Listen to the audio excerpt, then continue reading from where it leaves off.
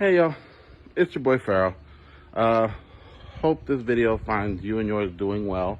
Finds you, your family, and your loved ones in your communities doing well, taking care of yourselves, and taking the time you need to navigate these very stressful times we're living in right now, for lack of any kind of better terms.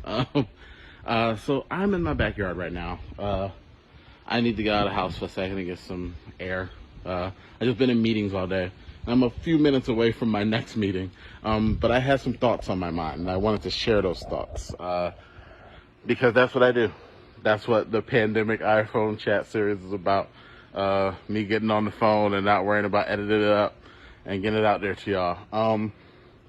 So one thing I want to talk about today is something that I've noticed occurring that really pisses me off. As y'all know, for those of you who follow me, I am very open about how I feel about racism, white supremacy, and equity in general. I don't mince words. I say exactly what's on my mind. And I do understand that there's a particular level of danger in feeling that free and being able to talk about these very dangerous things as a person of culture. I understand that there's a little bit of privilege that comes with being a black man talking about these topics. But for me, the reason I even feel like I can have these conversations is because I have seen black women and black femmes have these conversations my whole life.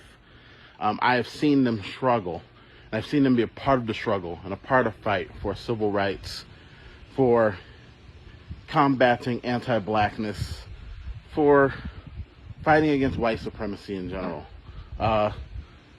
Black women and black femmes are the folks I look to when I'm feeling low.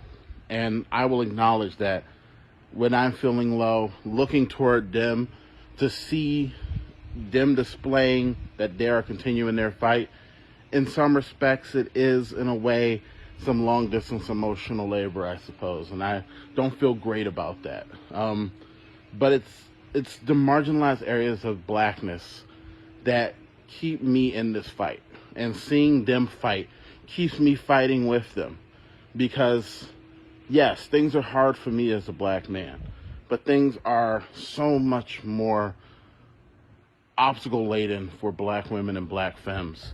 And one of the things that I've seen lately that's really agitated me was, I talk about a lot of the same things and a lot about white supremacy, racism, anti-Blackness that black women and black femmes talk about. But no one attacks me the way they attack black women and black femmes. I have sat on LinkedIn, a professional network, quote unquote, and watched as black women and black femmes have been attacked by white men and white women who feel like they need to shut up and are saying things to them like, you should even feel lucky that you even have a platform that anyone even wants to listen to you, to degrading their race, to degrading their image, to telling them that they're unprofessional for even talking about these things, to even going as far as using all sorts of slurs and slander live on the internet, right on LinkedIn, where everyone can see their professional network and connect and see where they work. They feel brazen enough to attack black women and black femmes who are speaking about these issues. My supreme anger about it is that I talk about this shit all the time. They don't come at me. I don't see them attacking me. So what's the difference? And I know what the difference is, and they won't admit it to themselves. Once again, we're back on the topic of black women being viewed as expendable, being viewed as punching bags, being viewed as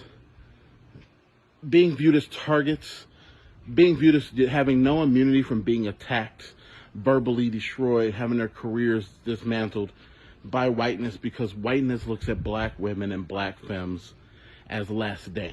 even more less than the black man. And I live in a world where I know so many white people look at me as less than.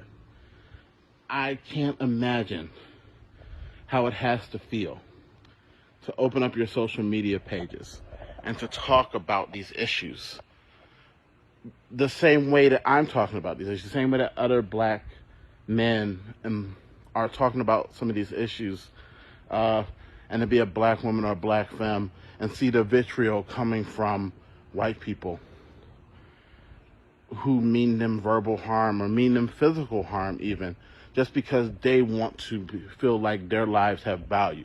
That black people want to feel like their lives have value.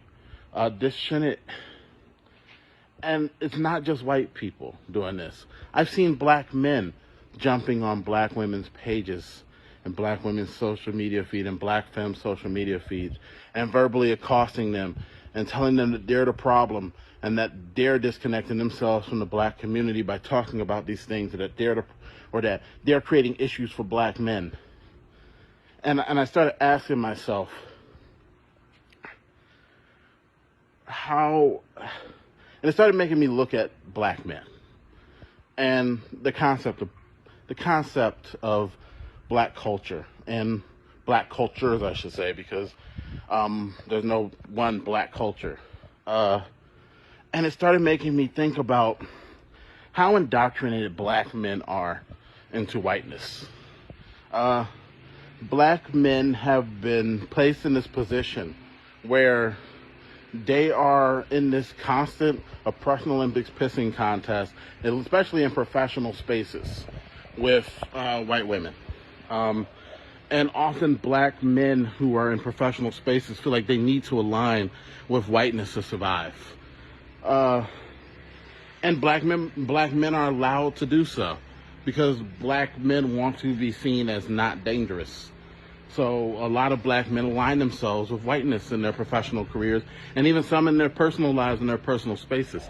And it's playing out right now. You're looking at the Terry Cruzes of the world. You're looking at the things people like Kanye West have said for ages. And you look at the way you look at the way J. Cole talked about No Name in the one song he released a few weeks back, saying that it was her job to educate him and that she was wrong for bringing these things up and stating that black men weren't stepping up and black artists weren't stepping up. We have to quit letting this be okay. This can't be okay.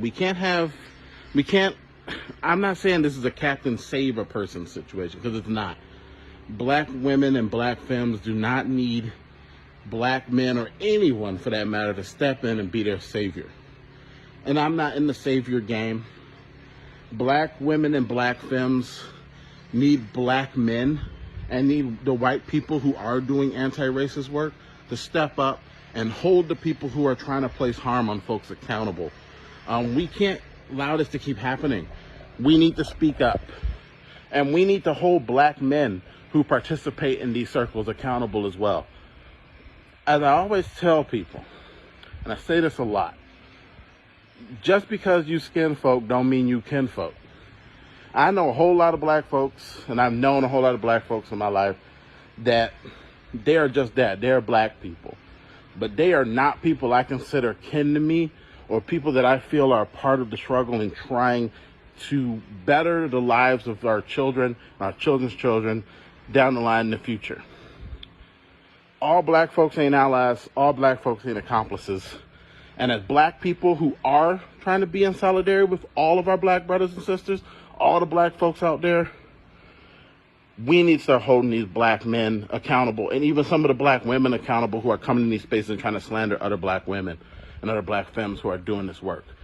We can't let white supremacy perpetuate anti-blackness in black people. When we see it, we have to kibosh it. And for white people, when you see white people going on black people's pages, you need to jump into that and you need to say something. I'm not saying you need to be the savior, but you need to be like, no, we're not doing that around here. Because the more that we do that, the more that we can dismantle the bullshit that is white supremacy and leave space for black women and black femmes to express themselves in the way that I do. because this isn't about black women being strong. This isn't about black femmes being strong. This isn't about them having to develop a tough skin. Because the fact of the matter is they shouldn't have to. White people, and they love to talk about the freedom of speech. Well, me telling you that you're racist, that's my freedom of speech. And if you can't deal with it, you don't have the right to try to harm me or kill me or derail me in any way. That's not the way rights work. Okay? Let's just cut right to it. So I'll end the message there. Take care of yourselves and each other. And keep your eyes open for anti-Blackness from black people and white supremacy taking form in black women and black femmes being attacked online. We can't, if I have the ability to have these conversations and say what's on my mind and not feel like someone's going to attack me, they should have the same space and they should have the same ability to do the same thing. And that's where I'm leaving it at. So you take care of yourselves, you take care of each other, and you hold yourself and others accountable, including us in the black community, for harming black bodies. Because that black harm comes in many, many forms. Peace for now.